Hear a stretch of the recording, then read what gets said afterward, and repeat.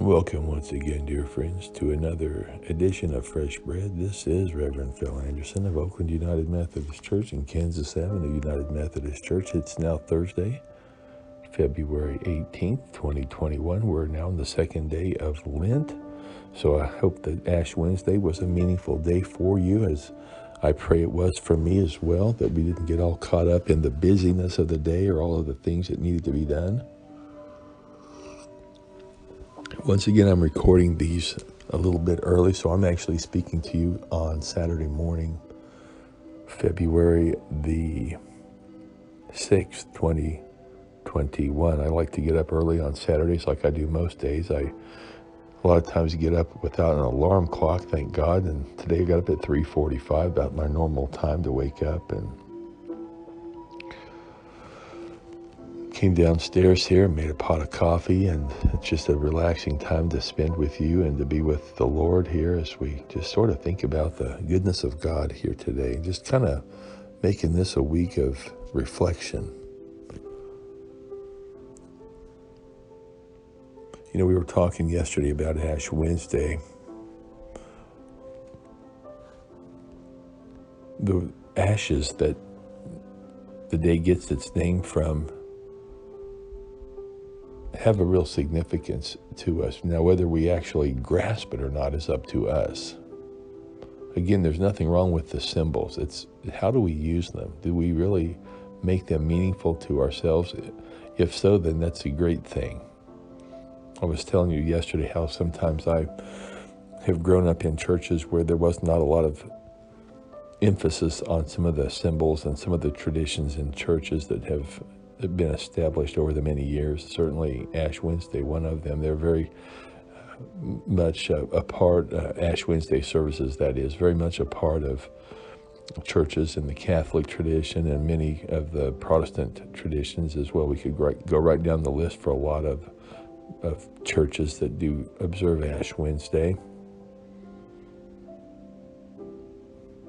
From United Methodist to Lutheran to Presbyterian.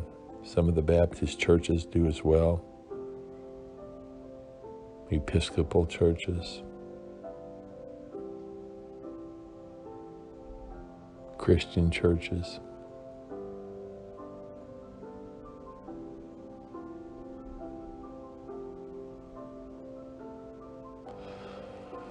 So they're very familiar with these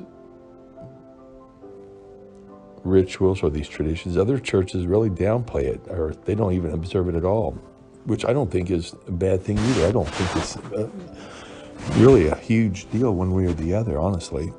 I think Ash Wednesday was made for people to get themselves centered again. We were talking about being centered, I think, on Monday this week, but just centering yourself, focusing on the reason here. You know, we say Christmas, or we say of Christmas that Jesus is the reason for the season. Well, Jesus most certainly is the reason for Lent. And he's most certainly the reason for Easter. The older I've gotten, the less I really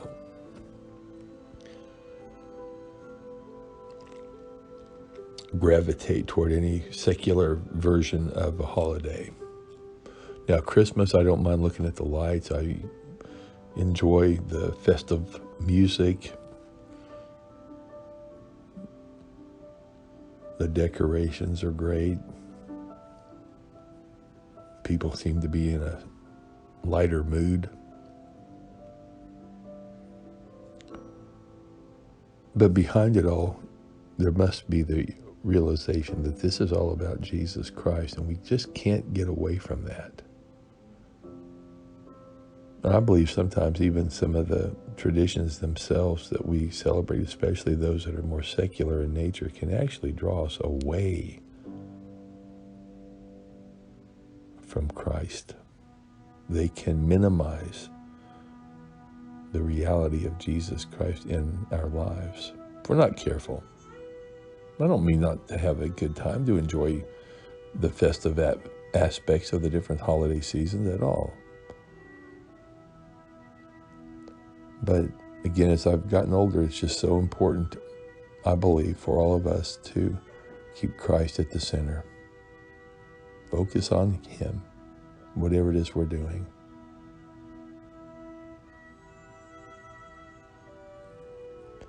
Ashes for Ash Wednesday. It's not a time of celebration. I don't think anybody goes out on Ash Wednesday and celebrates, in terms of this is a really wonderful event. No, it's actually a fasting day for a lot of Christians.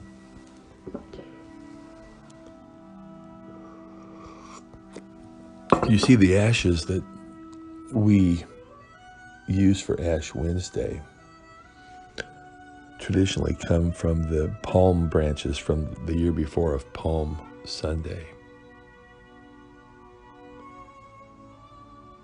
Many churches order palm branches and we wave them as we are in the church,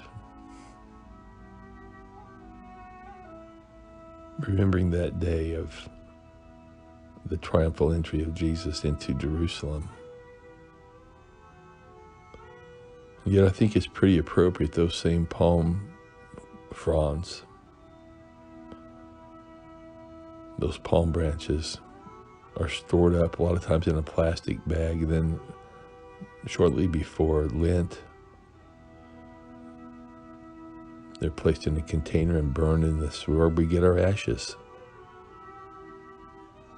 So of course the ashes remind us of our own human frailty, of the mortality of life, of the fact that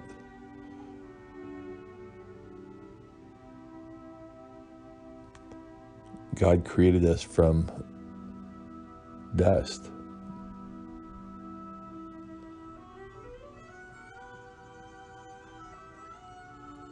The minister, the priest, will oftentimes put that smudge of the cross on a person's forehead and say something to the effect of, remember that you are dust, and to dust you shall return.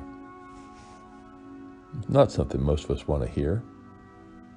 That's probably the last thing a lot of us want to think about, but it's reality.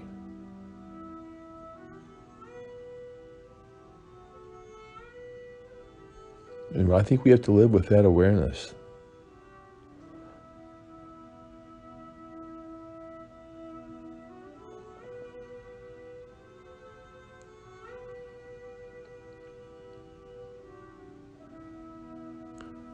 If we don't find ourselves ready to die, I'm not so sure we've ever really found ourselves ready to live.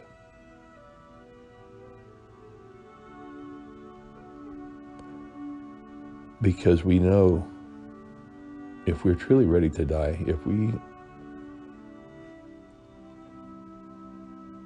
recognize that our time is in God's hands, then I believe we have found that relationship through Christ where we have no fear of anything. Certainly no fear of death itself. "O death, where is thy sting?" it says in the Bible. You see, Jesus Christ defeated death, and He gave us that same power, that same resurrection power.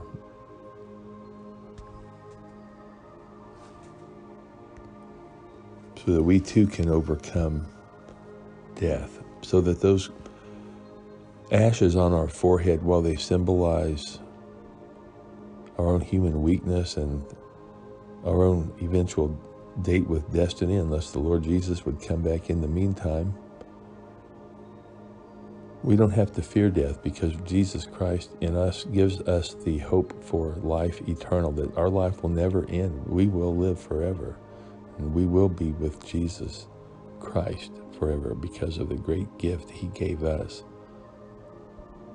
on the cross of Calvary. That's the celebration. That's the majesty of this season. I pray we would really focus on that here in the next 6 weeks, starting today. Now may God richly bless you, and we hope to see you again tomorrow for more Fresh Bread on Friday. Have a great day.